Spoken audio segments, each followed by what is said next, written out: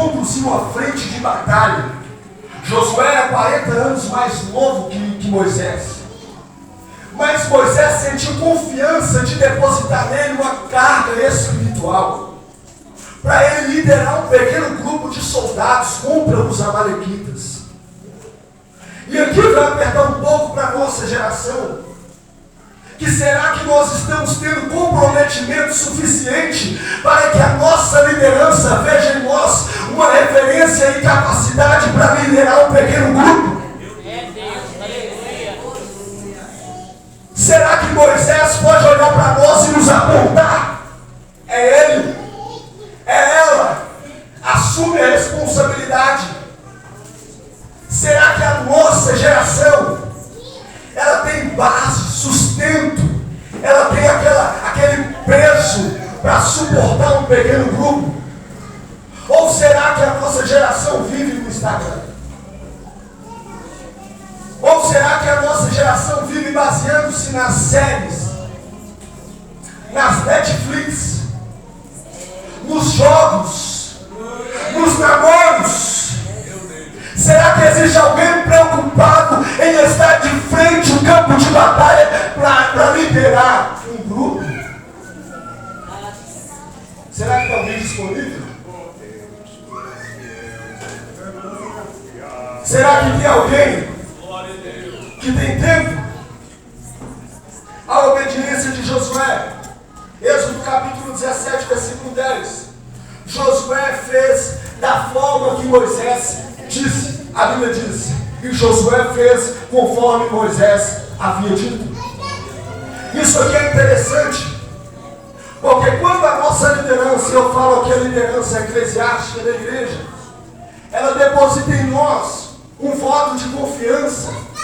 Será que nós estamos fazendo conforme a liderança pediu? Será que está sendo feito conforme a ordenança que Deus deu, a visão que Deus deu à liderança para que fosse feita? Ou será que nós somos aquele tipo, aquelas pessoas que têm um nariz em pé, aquele tipo de pessoa que tem a personalidade forte, como diz aí, e ele diz: não, pastor, é do meu jeito, é do jeito que eu quero, ou senão eu não faço. É do jeito, é da cor que eu quero, ou senão ninguém faz. É do jeito que eu quero, ou senão eu saio fora. Josué fez conforme Moisés havia dito. O princípio da liderança eficiente, o princípio da bênção de Deus é a obediência e submissão à liderança que está instituída. Nós precisamos fazer conforme a nossa liderança está estabelecida. Nós devemos andar conforme está estabelecido pela liderança de Moisés. Josué é o líder, Moisés é o líder instituído por Deus para guiar o povo. Vai causar rebelião? Glória a Deus. Aleluia. A Bíblia diz que mais para frente Moisés dá mais uma missão para Josué, mais um teste. Agora, isso aqui é forte. Josué vai Josué e Caleb e mais 10 homens. Um grupo de homens, poder de influência, homem conversando com homem no caminho. A Bíblia diz que poucos dias depois que eles saíram do Egito, eles chegam até a beirada da terra de Canaã, vamos assim dizer. Moisés dá uma ordem para os 12 homens e fala assim: olha, vocês vão observar a terra, a agricultura, a fortificação da cidade. Vocês vão observar tudo que tem na terra, os soldados, tudo que a terra tiver, todos os detalhes, e tragam para mim. É o teste de Moisés, não só a Josué, mas para revelar quem de fato eram os líderes que estavam estabelecidos em cada tribo. Os 12 homens aqui são um líder de cada tribo. Agora observa que Moisés vai instituir esses homens para descer a terra de Canaã. Moisés tem uma visão. Qual é a visão? Observa a terra e traz a resposta, só a resposta. Só como a terra é, só o que a terra tem, só o que a terra produz. Mas a Bíblia diz, olha aí no versículo 28, capítulo 13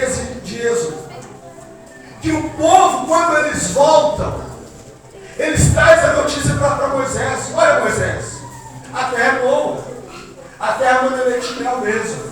Só porém, o povo da terra é forte, é mais forte do que nós. Falta de visão. Moisés percebe que existem 10 homens entre os 12 que não estavam alinhados com a visão do líder. Qual era a visão? Vai e traz notícia da terra, só notícia. Eles vão e se comparam com o povo, eles se comparam com aquela nação, e eles vão dizer: olha, o povo é poderoso e nós, Moisés, nós somos como gafanhotos perto deles, porque eles são gigantes. E aqui, irmão, tem muita gente no reino de Deus, na casa de Deus, dentro da igreja, que é assim. O líder estabelece a meta: nós vamos fazer isso. Aí o irmão, a irmã vem e fala assim: pastor, não dá para fazer isso porque nós não temos condições. Pastor, não dá para fazer isso porque nós não temos aquela disponibilidade, nós não temos material suficiente. Mas qual foi a ordem do líder? Nós vamos fazer. É aquele tipo de crente de inferioridade, síndrome de inferioridade. Ele vê a situação maior do que ele, do que o Deus dele. Deus revela para Josué, Deus revela para Moisés quem é quem. E cá entre nós, irmãos, esses 10 homens causaram alvoroço no povo, porque quem não entende a visão causa divisão. Amém? Quem não entende a visão do líder causa divisão no reino. A Bíblia diz que o povo se alvoroçou e se entristeceu quando eles ouviram aquilo. E preste atenção, irmão, Deus não te chamou para você dividir, Deus te chamou para você unir. Deus não te chamou para causar medo no povo, Deus te chamou para você ser submisso à liderança que está estabelecida. Porque tem gente que vira e fala assim: olha o que o pastor está querendo fazer, olha o que a liderança dos jovens vai fazer, não tem condição, causa medo, mas Deus repreende esse espírito e coloca de novo no seu coração. Aleluia! Glória a Deus. Chega de síndrome, chega de medo. A igreja não foi chamada para viver com medo. A igreja foi chamada para viver uma visão de Deus. A igreja não foi chamada, não foi estabelecida para ficar com medo do inferno. A igreja foi estabelecida para desfazer as obras do diabo, e as portas do inferno não vão estabelecer. Deus te chamou como igreja. Isso aqui é forte, Deus. Porque a Bíblia diz que enquanto o povo estava alvoroçado, a Bíblia diz que alguns cogitaram em levantar um novo líder, porque enquanto eles não entenderam a visão, eles causaram uma divisão, uma rebelião entre o povo. E nessa rebelião generalizada, a Bíblia diz que Moisés cai com o rosto em pó. Quando Moisés cai com o rosto em pó, cai com o rosto na terra, Moisés e Arão, a Bíblia diz que Josué e Caleb rasgam as suas vestes. Porque no meio da rebelião, no meio da onde tem pessoas que não vão te apoiar, Deus vai levantar alguém para sofrer contigo. Deus vai levantar Josué e Caleb para sofrer as suas dores. Enquanto tem gente que olha para você e fala assim: não tem jeito para você não, meu filho. Não tem jeito para você conquistar a terra. Não tem jeito para você conquistar sua família. Não tem jeito para você conquistar os seus sonhos. Deus vai levantar alguém que vai chorar contigo e vai permanecer no seu lado. Nós vamos conquistar a terra. Deus vai levantar pessoas que vão sofrer contigo. Josué e Caleb sofrem com Moisés. Rasgam as suas vestes em sinal de lamento, em sinal de dor. Naquele momento, eu imagino o povo alvoroçado diante da promessa. Eles alvoroçados, com medo. E agora? Quem vai ser o novo líder? Vamos voltar para o Egito. vamos voltar para a terra, nós não vamos morrer aqui. A Bíblia diz que enquanto Josué, Moisés, Caleb e Arão estavam prostrados com o rosto no pó, a glória do Senhor aparece. Porque diante da dificuldade que ninguém pode te ajudar, a glória de Deus desce. Oh glória, Espírito Santo de Deus está falando aqui. Enquanto tiver gente para criticar, enquanto alguém vira e fala assim, ó, nós vamos apedrejar Josué e Caleb, e eles não vão estar mais no meio de nós, porque eles são otimistas demais, eles têm fé demais, eles é crente demais. Enquanto eles estão pegando as pedras para apedrejar, Deus aparece no clarão e fala com o povo. Deus não deixa a obra dele perecer não, meu filho. É a promessa dele, é o povo dele, é a vida dele, é aquilo que ele estabeleceu como princípio, como lei sobre a face da terra, e não é homem que vai parar. Glória a Deus. Você sabe o que aniquila uma rebelião? Sabe o que aniquila a rebelião no seu ministério? Sabe o que aniquila a rebelião na sua escola contra você? Sabe o que aniquila a rebelião contra o seu chamado, contra o seu departamento? A glória de Deus. Eles podem até não respeitar você, eles podem até não aceitar você, mas quando eles veem a glória estabelecida sobre ti, eles têm que respeitar, porque o povo tem a Deus. O povo virava para Moisés e fala: Moisés, você fala com Deus e Deus fala, e você fala conosco o que Deus falou. Por quê? Porque nós temos medo de Deus. Porque enquanto alguém te levanta para te perseguir, enquanto alguém te levanta para tentar matar o seu chamado, o seu projeto, a glória de Deus aparece e te guarda. Ninguém aqui é protegido pelo Senhor, ninguém aqui é protegido apenas pela sua retórica, apenas pelos seus talentos. Nós somos guardados pela glória de Deus, que é Cristo Jesus. A glória de Deus foi aniquilada. A glória de Deus aniquilou a rebelião. E Jonathan, qual que foi o resultado disso? Deus fala com Moisés: este povo aqui não entra na terra. Essa geração aqui não entra na terra. O que nós faremos, Senhor? Caminha mais pelo deserto. Porque essa geração murmuradora e rebelde não faz parte do processo nem do projeto estabelecido. Glória. Crente rebelde não recebe promessa, morre no deserto. Gente rebelde que causa rebelião, que fica falando mal da liderança, que fica se levantando contra o sacerdote, que fica falando mal nas escondidas, tramando contra, Deus traz lepra e Deus não permite que a promessa chegue até você. Perece no deserto, é consequência das suas escolhas. Está na hora de abraçar a liderança que Deus colocou. Está na hora de abraçar o projeto que foi estabelecido. Deus trouxe aqui nessa noite para falar. É submissão ao que eu vou fazer. E a glória vai se manifestar aqui nessa noite. Porque eles foram protegidos pela glória. E a glória não é apenas um brilho, mas a presença real do Deus vivo. É Deus dizendo: Moisés, vocês não respeitam, Josué e Caleb também não, e o meu sacerdote Arão também não. Então eu mesmo texto aqui. Vamos resolver. Sinal de defesa e de autoridade. Deus é Deus maravilhoso. Deus é o Deus de juízo. Quando nós olhamos, aqui eu já vou finalizar, para o texto que nós lemos, aqui nós estamos vendo a transição geracional. Aquele povo que nós acabamos de falar, que é murmurador, morreu lá no deserto. Os filhos deles cresceram, quase 2 milhões de pessoas.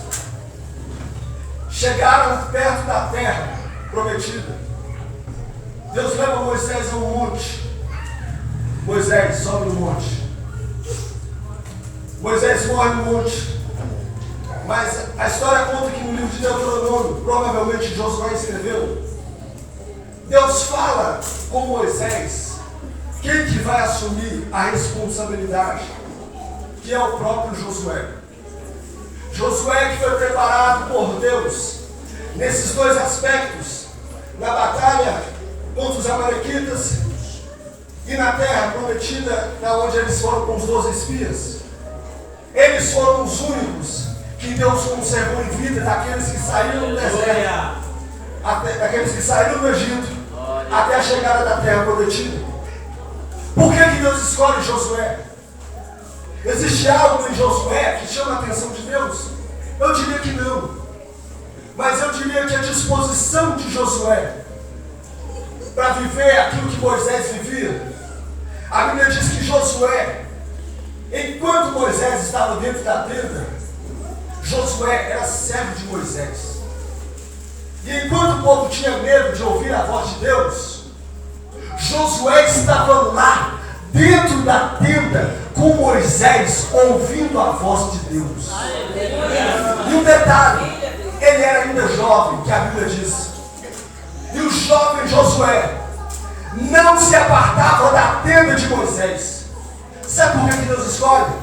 Porque ele priorizou o que é espiritual. Porque o povo espiritual, uma liderança espiritual nasce quando alguém espiritual decide viver no ambiente espiritual. E aqui é um recado, eu diria que é um legado que Josué está deixando para nós jovens.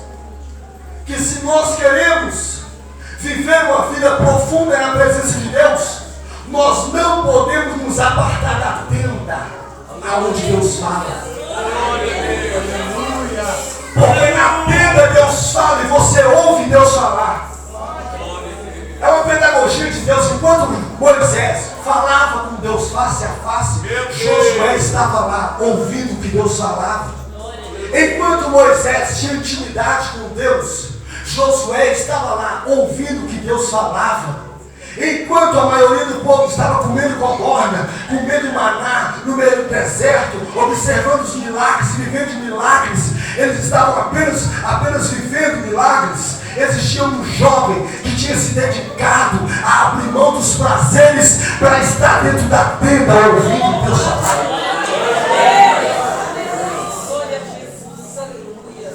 A nossa geração precisa entrar na tenda. Entre na tenda para ouvir o que Deus tem para falar, para você conhecer a Deus e para Deus te conhecer. Josué fica 40 anos com Moisés no deserto. Nesses 40 anos, Josué viu o mar se abrir, Josué viu a coluna de fogo, Josué viu o maná do céu, Josué viu tudo que o outro povo que morreu viu. Mas o que separou Josué do povo que ele não morreu? A intimidade e a tenda que ele vivia. Sabe por quê, irmão? Porque quem não tem intimidade com Deus perece no deserto. Quem não tem intimidade com Deus não aguenta quando a tribulação vier. Moisés, Números capítulo 27, versículo 15. A Bíblia diz que Moisés, ele observa que ele já está velho. Já estou velho, já estou cansado. Já está quase partindo a minha hora, Deus. Indica alguém para ser o meu sucessor. Para ser alguém que vá assumir o meu lugar. Deus olha para Moisés e fala aqui: unge, coloque as suas mãos sobre Josué, filho de Nun, da tribo de Efraim. Ele será o seu sucessor. Irmãos, aqueles que sabem que já está deixando legado, passando o bastão, quem vai ser o seu sucessor? Quem você vai deixar no seu lugar? Deus direcionou, toma Josué, por quê? Ele discipulou Josué. Agora uma pergunta para os irmãos mais experientes, que estão vivendo já o chamado de Deus. Sentem que estão deixando, já está passando o seu tempo. Qual é o seu discípulo? Qual é o seu peso de referência para alguém da nova geração? Quem você vai deixar no seu lugar? Deus não é um Deus de individualidade. Deus é um Deus de pluralidade. Deus é um Deus geracional. Moisés se preocupa com o povo, perguntando quem eu vou deixar no meu lugar. Quem vai assumir essa responsabilidade? Essa ideia geracional é tão forte na Bíblia, que quando nós olhamos lá para depois dos períodos reis, o profeta Samuel, a Bíblia diz que o povo pede um rei para Samuel. Deus fala para Samuel: olha, eles não rejeitaram vocês, rejeitaram a mim. Mas por que o povo rejeitou Samuel? A Bíblia diz que os filhos de Samuel eram perversos e não seguiam o caminho do pai. Não que eu esteja culpando Samuel pelos filhos dele não ter seguido o caminho dele, mas a ordem era geracional. De Samuel era para o filho de Samuel, mas os filhos de Samuel não estavam preparados para receber o legado. Aleluia. Nós devemos preparar a nova geração para o legado. Glória a Deus. O egoísmo é quando eu só penso em mim, no meu tempo. Eu tenho que deixar um legado a alguém. Deus fala com Elias lá no deserto: olha, vai lá e unge Eliseu no teu lugar. Você não vai morrer só não. Quando Deus estabelece os reis, a Bíblia diz que os reis eram geracionais, de pais para filho. Tanto que quando os pais morriam, se o filho tivesse 8 anos, ele tinha que assumir o reinado. Era de pai para filho. Na maioria das vezes, os pais eram perversos, então os filhos tomaram a mesma decisão. O povo foi comprometido. Nós precisamos deixar um legado para amanhã. Para daqui 20 anos. Moisés está deixando Josué pronto. Josué estava pronto. Quem você está deixando? Quem eu estou deixando? Quem vai te suceder na próxima geração? Deus é um Deus geracional e as gerações dependem da graça de Deus. Quando nós olhamos para Paulo, Paulo tinha tudo para escrever a sua última carta para a mega igreja de Corinto. Paulo estava prestes a morrer. Ele podia deixar tudo e escrever uma carta para a amável igreja de Filipenses, que tanto ajudou ele. Paulo poderia ter deixado uma carta para a igreja de Jerusalém. Paulo poderia ter deixado uma carta para vários irmãos. Sabe para quem ele escreve? Para o jovem Timóteo. Paulo está dando um exemplo que no meu último momento de vida, na minha última carta que eu escrevo em vida, eu vou investir no meu jovem. Eu vou deixar para um jovem. Ei, Timóteo, fortifica-te na graça que é em Cristo Jesus. E aquilo, Timóteo, que você recebeu de mim, Paulo, seu pai na fé, transmita-os a homens fiéis. E Timóteo, que estes homens transmitam aos outros homens fiéis. E que esse legado geracional, Timóteo, dessa última minha carta que eu escrevo para você, daqui a pouco eu vou ser derramado como uma oferta de sangue sobre o altar, a oferta de libação. Mas a minha carta eu deposito sobre você, a minha última carta eu coloco nas tuas responsabilidades. Seja um exemplo dos fiéis. Glória a Deus. Nós precisamos aprender com a Bíblia. De deixar alguém. Sabe qual foi? Aqui para me finalizar. O único erro da liderança de Josué, e talvez o mais grave. A Bíblia diz que Josué, que a próxima geração que veio depois da morte de Josué, veio uma geração que não conhecia a Deus. Josué diz: eu e a minha casa, olha no final do livro, serviremos ao Senhor. Porém, Josué não deixou um sucessor, não formou alguém. Mas isso nos mostra que a liderança nunca é perfeita, porque o único perfeito foi a cruz do Calvário e morreu. Cristo foi a liderança perfeita. Cristo foi o exemplo perfeito, é por isso que ele veio. Cristo foi aquilo que nós hoje podemos nos referenciar. Paulo pecou, Moisés também errou e não entrou na terra prometida.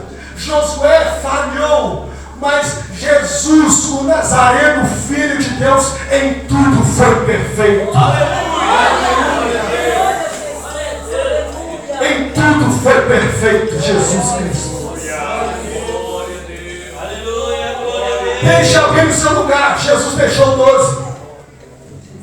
E quando ele foi dar as últimas palavras para os 12, praticamente as últimas palavras, antes dele morrer, antes dele ser preso, a última palavra, uma das últimas palavras que ele diz, João 16:33, em mim vocês vão ter paz. E aí, Jesus, no mundo tereis aflições, mas é como Deus disse para Josué, mas tenham bom ânimo, eu venci. O que Deus disse para Josué, Jesus disse para nós. A liderança verdadeira, ela tem que deixar um legado, ela tem que ser uma referência. O nosso principal modelo de referência é Cristo. E eu creio que Deus, Ele me trouxe aqui para despertar esse chamado em jovens. E eu gostaria de com a permissão do pastor. Aleluia. Eu gostaria de chamar os jovens aqui à frente. Aleluia. Ou os irmãos da igreja. Aleluia. Que sabem que tem um chamado de Deus. Maravilha, Jesus. Você sabe que tem um chamado. Se vier um aqui, eu feliz. Você sabe que tem um chamado de Deus. E Deus quer te usar lá na frente. Aleluia, Jesus. Deus quer te preparar. Aleluia. Você tem um chamado de Deus. Bendito é o nome de Você Jesus. sente que seu coração arde com o chamado de Deus. Vem aqui à frente, os jovens. Glória a Deus. Você que quer as cantoras, se quiser louvar o hino. Aleluia. Glória a Deus. Nós vamos orar. A igreja, se quiser, fica de pé. Eu gostaria de pedir aos irmãos que orassem conosco, Aleluia. para que nós venhamos abraçar essa geração que está aqui. Maravilha, Mulheres Jesus. que se levantaram como modelos, líderes, pastores, Meu Deus. vão estar aqui. Glória a Eu Jesus. creio que Deus vai fazer uma obra maravilhosa aqui nessa noite. Nossa, em nome de Eu queria chamar todas as crianças aqui na frente. Todas. Vem para cá, as crianças. Vem em nome de Jesus. Se Jesus não dispensou as crianças, e as crianças recebem o chamado de Deus, Samuel recebeu como criança. As crianças vêm aqui para frente. Aqui, ó. Louvado seja o nome de Jesus. Se tiver pais aí de filhos, se quiser vir abraçar seu filho. Aleluia. Aqui estão os próximos missionários, professores, evangelistas, pastores estão aqui, ó. Os pastores.